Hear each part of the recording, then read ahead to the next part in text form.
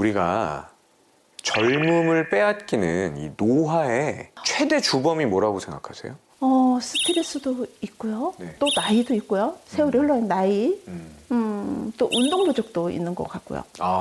나이, 스트레스, 운동 부족 다 굉장히 중요한 노화의 주범들이거든요. 그런데 우리가 간과하면 안 되는 노화의 주범이 또 있어요. 그게 뭐냐면 땡땡 산소거든요. 이 땡땡에 들어갈 말이 뭘까요? 땡땡 산소라. 산소.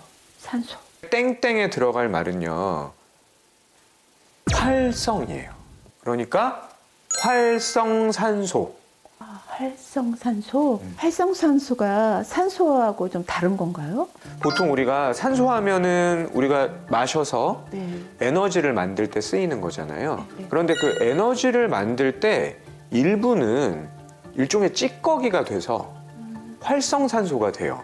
그러니까 보통 우리가 마신 산소의 한 95% 정도는 에너지를 만들 때 사용이 되는 거고요. 한 5% 정도가 찌꺼기가 돼서 활성산소가 되는 거거든요. 나쁜 노폐물 이런 건가요? 그렇죠. 굉장히 노폐물이라는 말하고 가까운 게, 네. 그러니까 활성산소는 에너지를 만드는 과정에 우리가 마신 산소에서 일부가 찌꺼기로 변하는 것. 그러니까 자동차로 따지면은 배기가스? 그런 거라고 생각하시면 돼요. 이 활성산소가 일종의 찌꺼기라 그랬잖아요. 네. 혈관을 타고 전신으로 순환을 할 수가 있어요. 그러니까 만약에 피부를 공격했다 그러면은 뭐 기미, 주근깨, 주름을 유발할 수가 있는 거고, 혈관을 공격했다 그럼 뭐 동맥경화, 뇌세포를 공격했다 그럼 치매와도 연관이 있다 이렇게 보는 거거든요. 무섭네요. 그렇죠. 특히 만약에 활성산소가 계속해서 세포를 공격한다 그러면은 네. DNA에도 손상을 받을 수가 있다고 보고 있어요. 그렇게 되면은 암의 발생 가능성과도 연관이 있다 이렇게 보는 거죠. 암까지요? 네. 심각하네요. 암뿐만이 아니고요. 굉장히 다양한 문제들이 활성산소하고 연관이 있어요.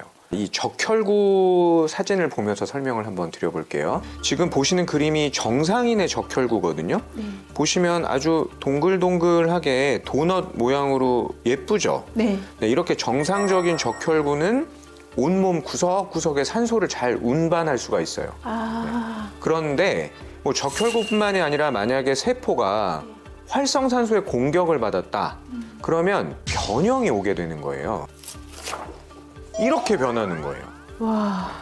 지금 보시면 모양 자체가 굉장히 막 쭈글쭈글하게 다 변했죠? 네. 네. 쭈글쭈글 지금 하잖아요. 네네. 네, 변형이 온 거예요, 세포에.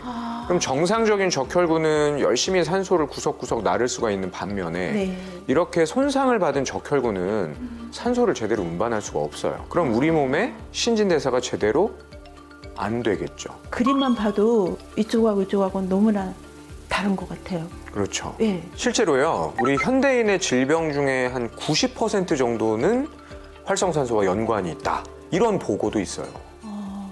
그러면 제 몸에도 활성산소가 있어서 늙고 있다는 건가요? 맞아요. 제가 네. 채원 씨를 비롯해서 비슷한 고민을 가진 분들의 일상을 좀 봤다 그랬잖아요. 네네네. 그 일상을 자세히 보면서 활성산소를 만들 수 있겠구나라고 생각되는 몇 가지 습관들을 발견했어요. 채원 씨는 운동을 할 때 네. 짧고 굵게 운동을 하신다 그랬잖아요. 네, 맞아요. 이게 활성산소를 만드는 원인 중에 하나가 될 수 있어요. 왜냐하면 너무 고강도로 막 운동을 하다 보면 그 자체로도 활성산소가 많이 생길 수가 있는데 네. 더 중요한 거는 그러다가 갑자기 운동을 멈춰버리잖아요. 네. 그럼 원래 우리 몸에서는 계속 운동을 하나 보다.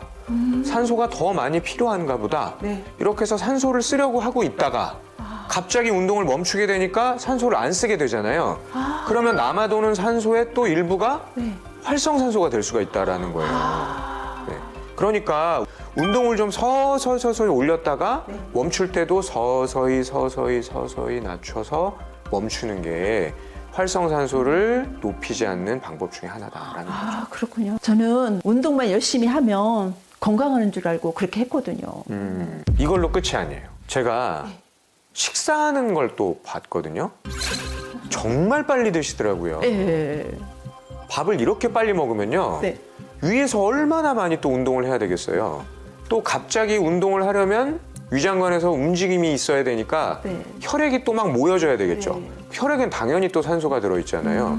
활성산소가 많아질 수밖에 없어요. 음식은 천천히 먹어야 활성산소가 줄어든다.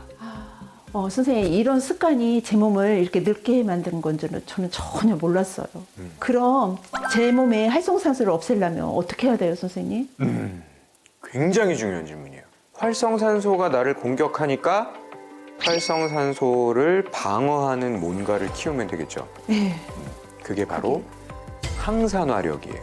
항산화력. 항산화력. 이 항산화력이 뭐냐면 결국은 활성산소를 줄이거나 없애는 내 몸의 능력.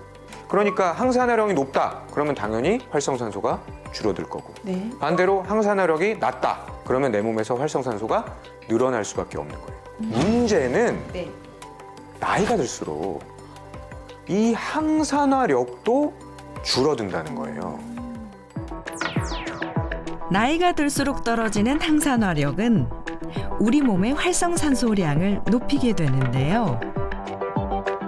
과연 우리 몸은 활성산소의 공격을 잘 막아내고 있을까요? 여기에 항산화력이 부족할 때 나타날 수 있는 대표적인 증상들이 있는데요. 밤잠 설치게 하는 피부 고민,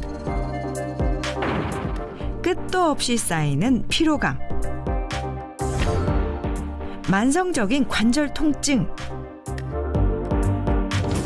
두통을 동반한 고혈압주의보, 갑자기 불어난 체중. 이 중 하나만 해당해도 항산화력 부족을 의심해 볼 수 있습니다. 그렇다면 채원 씨와 은선 씨의 실제 항산화력 수치는 어떨지 정확하게 알아보기 위해 병원을 찾았습니다. 검사 결과 두 사람 모두 정상 범위에서 벗어난 것으로 나타났는데요.